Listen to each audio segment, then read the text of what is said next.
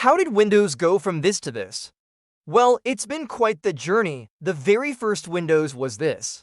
It was called Windows 1.0 and it came out in 1985. Back then, the only way to interact with it was through a command line interface.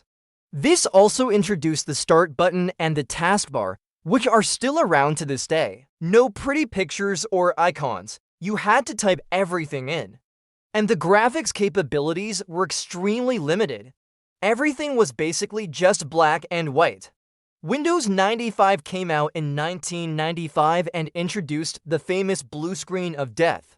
It was also the first version of Windows to include the Internet Explorer. But Windows 2.0 came along in 1987 and introduced something called the Graphical User Interface, which basically meant you could use your mouse to click around and interact with the computer a more intuitive way.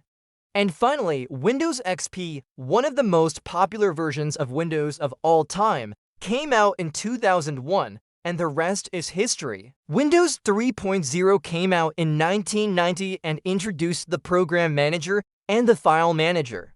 And then Windows 2000 came out in the year 2000, which introduced the Windows Media Player. After this, the Windows XP, Vista, and 7 came out in the 2000s, the 8 and 10 launched in the 2010s, and the Windows 11 is here today. If you like this video, please make sure to like, share, and subscribe.